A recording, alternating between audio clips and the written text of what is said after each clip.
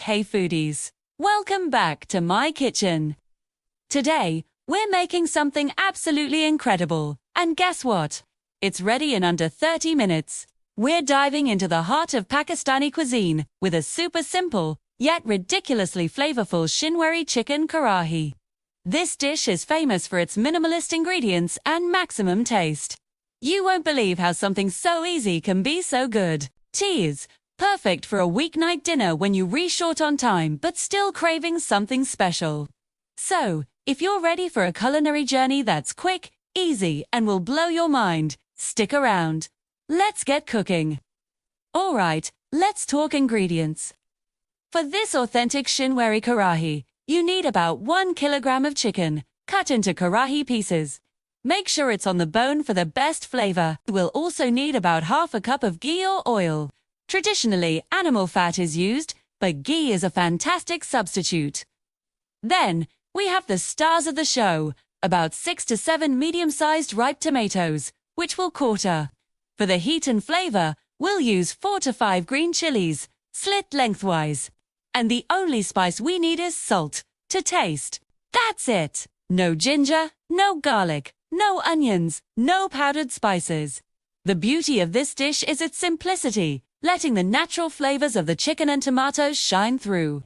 It's pure, unadulterated deliciousness.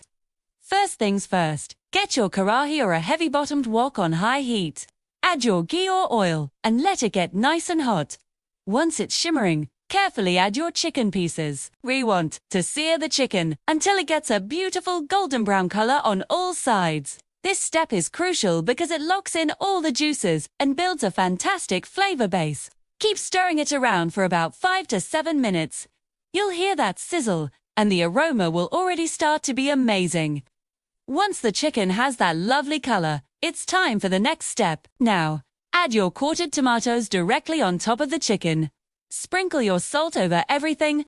Then, add the slit green chilies. Give it a quick stir to combine everything, then cover the Karahi with a lid. We're going to turn the heat down to medium-low and let it cook for about 10 to 12 minutes. This is where the magic happens. The tomatoes will release all their water, creating a natural tangy gravy, and they'll become incredibly soft, practically melting into the sauce. The chicken will continue to cook and become tender in this beautiful tomato chili steam bath. No need to add any extra water. Just let the ingredients do their thing. After about 10 to 12 minutes, take the lid off. You'll see the tomatoes are super soft. Now, with the back of your spoon, start mashing the tomatoes against the side of the Karahi. You can also easily peel off and discard the tomato skins as they separate. Continue mashing until the tomatoes break down completely and form a thick, luscious gravy that coats every piece of chicken. Now, turn the heat back up to high. We want to cook off any excess water and let the ghee or oil separate from the masala. Keep stirring continuously for another 3 to 4 minutes. The sauce will thicken, and you'll see that beautiful sheen of oil on the surface, which is the sign of a perfectly cooked Karahi. And just look at that! Our Shinwari chicken Karahi is ready. It's vibrant, it's glossy, and the aroma is just out of this world. The chicken is perfectly tender, and the gravy is rich and tangy, from the tomatoes with a gentle kick from the green chilies. To serve, I love to garnish it with some fresh, thinly sliced ginger and more green chilies for that extra freshness and bite. Traditionally, you enjoy this straight from the Karahi with hot fluffy naan bread. Tear off a piece of naan, scoop up that chicken and gravy, and prepare for a flavor explosion. It's a rustic, communal, and incredibly satisfying meal. I guarantee your family and friends will be asking for this recipe again and again. So, there you have it.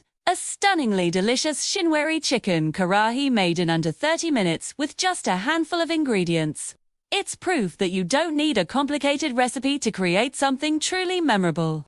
I really hope you give this a try. If you do, let me know how it turned out in the comments below. Live, hearing from you guys. Thanks so much for watching. If you enjoyed this video, please give it a thumbs up. And don't forget to subscribe and hit that notification bell so you never miss a delicious recipe. Until next time, happy cooking!